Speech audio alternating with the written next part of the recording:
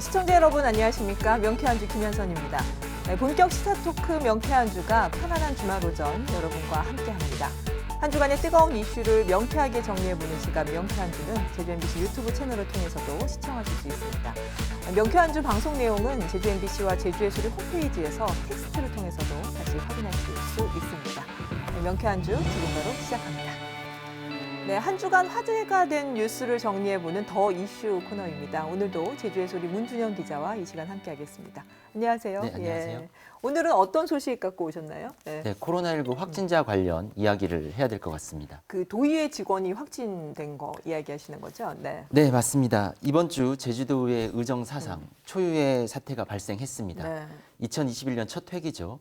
제392회 임시회 중 확진자가 나오면서 의회가 셧다운에 들어간 건데요. 한때 의사장 출입이 일시 폐쇄되기도 했습니다. 그리고 예정됐던 본회의까지 취소되면서 단 한 건의 안건도 철회하지 못하고 회기가 종료된 겁니다. 네. 그 도의회 총무담당관실 직원이 확진이 됐어요? 예. 네, 맞습니다. 지난 1일 도의회 총무담당관실에 근무하는 직원이 확진 판정을 받았습니다. 네. 그리고 곧 이어서 이 직원과 접촉한 다른 도의회 직원도 확진 판정을 받았습니다. 예정됐던 7개 상임위원회 일정이 전면 취소가 됐고요. 밀접 접촉자로 분류된 직원들에게는 자가격리 조치가 내려졌습니다.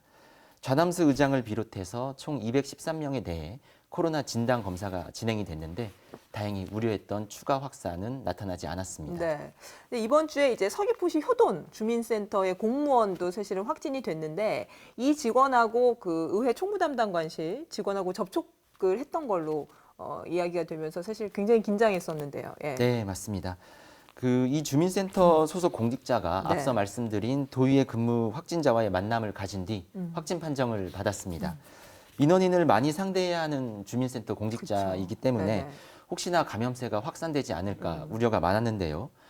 다행히 확인을 해보니 접촉 후 확진 판정을 받을 때까지의 시기가 주말과 3일절 공휴일이었기 때문에 아, 그렇군요. 주민센터 내에서 접촉자는 없던 것으로 나타났습니다. 네.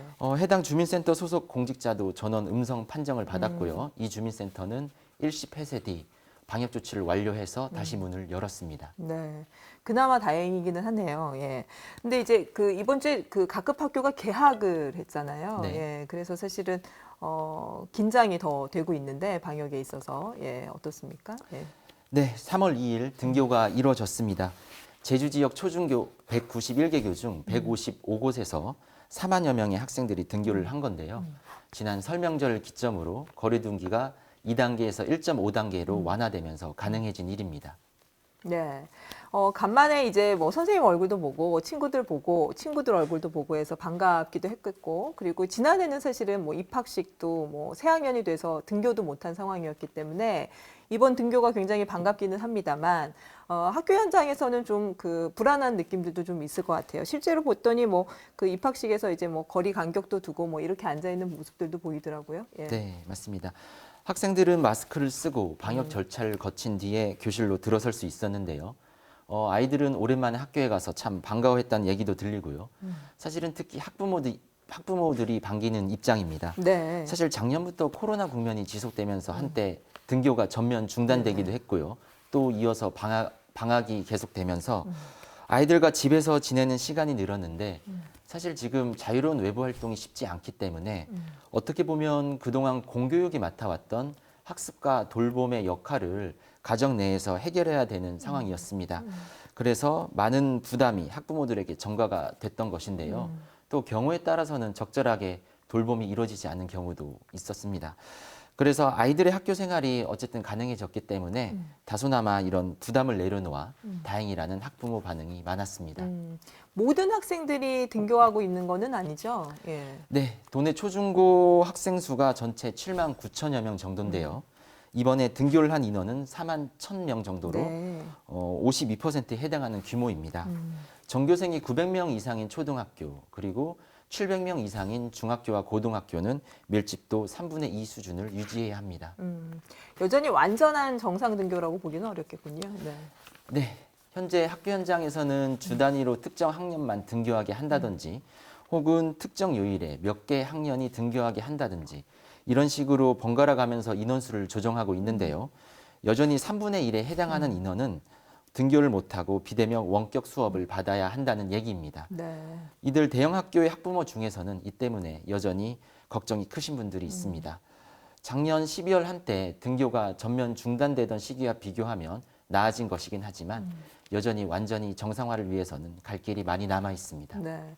등교 수업이 계속 지속될 수 있으면 좋겠고, 예, 코로나가 빨리 종식이 돼서 마스크 벗고 아이들이 이야기도 나누고 운동장에서 뛰어놀고 이런 날이 빨리 왔으면 좋겠습니다. 다음 소식으로 넘어갈까요? 네. 네, 바로 말도 많고 탈도 많았던 제주 동물 테마파크 소식입니다. 네. 개발사업심의위원회가 열렸는데 부결이 됐어요. 네. 네, 맞습니다. 지난 3일 제주도 개발사업심의위원회가 제주 동물 테마파크 조성 사업에 대한 심의를 진행했는데요. 부결 결정을 내렸습니다.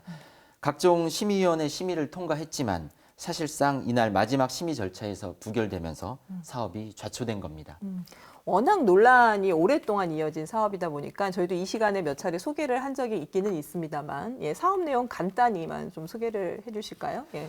네, 제주 동물 테마파크 개발 사업은 대명그룹 자회사인 주식회사 제주 동물 테마파크가 제주시 조천읍 서늘일이 58만여 제곱미터 부지에 사업비 1,684억 원을 투입해서 사자, 호랑이, 불곰 등 맹수 관람 시설과 호텔, 글램핑장 등을 조성하는 사업입니다. 네. 이게 이제 뭐 조용한 중산간 마을에 맹수들을 데려와가지고 사업을 하겠다고 하면서 사실 찬반 논란이 이어지고 그러다 보니까 이제 마을 주민 간의 고소고발전이 이어지고 참 논란이 많았습니다. 예. 어떤 좀 갈등이나 이런 것들이 있었나요? 예. 네, 지금 조천읍 서늘일이는 람사르 습지 도시이자 네. 유네스코 세계 자연유산인 검은 오름이 있는 곳입니다. 난개발 논란이 끊이지 않았습니다. 처음에 사업 소식이 알려지자 제주도 중산간 지역에 열대맹수가 사는 동물원이 말이 되느냐라는 반발이 바로 나왔습니다. 이후 주민들 간의 폭로전이 이어졌고요. 네. 한때 찬반 측에서 각각 이장을 따로 뽑아서 한 마을에 2명의 이장이 나오는 상황까지 벌어졌습니다. 결국 작년 말 선거에서 반대 입장을 밝힌 현재 이장이 당선이 됐습니다. 네. 찬성 쪽에서는 반대 대책이 주민 일부를 명예훼손 등의 혐의로 고소를 했고요. 반대위원회 측에서는 배임수재, 업무상 횡령 등의 혐의로 전 이장과 찬성위원회 위원장을 검찰에 고발했습니다. 또 사업자 측에서는 마을 주민들에게 손해배상 청구 소송을 제기하기도 했습니다. 네. 이 사업에 대한 어떤 찬반 논란이 워낙 오래 지속된 데다가 지난해 말에 이제 원지사가 송악선언, 개발 사업에 대한 어떤 입장을 밝히는 송악선언을 한 이후에 동물 테마파크 사업이 좌초되지 않을까 이런 예상들이 있기는 있었어요. 그렇죠? 예. 네. 작년 10월 25일입니다. 원희룡 도지사가 제주 난개발 우려에 마침표를 찍겠다며 송악 선언을 발표했고요. 곧이어 다음 달 15일 동물 테마파크 조성 사업에 대한 승인이 힘들다는 입장을 밝혔습니다. 당시 지역 주민과 람사르 습지위원회와의 진정성 있는 협의 없이는 사업 변경을 승인할 수 없다. 이렇게 입장을 밝혔습니다. 이 사업자의 모기업이라고 할 수 있나요? 그쪽에서도 사실은 이 사업에 대해서 우리도 원하지 않는다. 뭐 이런 입장을 중간에 내놓으면서 사실은 좀 그 부분과 관련된 이야기들도 좀 있었어요. 예. 네, 사실 이 사업이 대명그룹이 모기업이고 자회사인 주식회사 제주동물 테마파크가 진행하는 것으로 알려지지 않았습니까? 그런데 작년 말 이 모기업인 대명그룹이 이 테마파크 사업을 반대하고 자금 지원을 중단한다는 입장을 밝혔습니다. 심지어 사업에 반대하는 내용이 담긴 입장문을 제주도에 전달하고 대여금 회수 절차에도 나섰습니다. 점점 사업이 불투명해졌던 건데요. 동물 테마파크 대표이사인 서경선 씨는 박춘희 대명그룹 회장의 장녀입니다. 상황이 이렇게 되자 그룹 내부에서 제주동물 테마파크 사업 추진을 놓고 갈등이 있는 것 같다는 분석이 나왔지만 네. 정확한 내부 사정은 알려지지 않았습니다. 서 대표는 지난 3일 직접 도청을 찾아 개발심의위원회에 참석도 했지만 결국 부결을 막지는 못했습니다. 자, 그러면 심의위원회에서 부결한 진짜 이유는 어떤 겁니까? 예. 네, 심의위원회는 맹수를 제주에 들여오는 이 사업이 지역과의 공존, 미래 비전 가치 실현에 적합한지 의문을 제기했습니다. 그리고 자본금 확보 계획, 주민과의 진정성 있는 대화 모두 부족했다고 판단을 내렸습니다.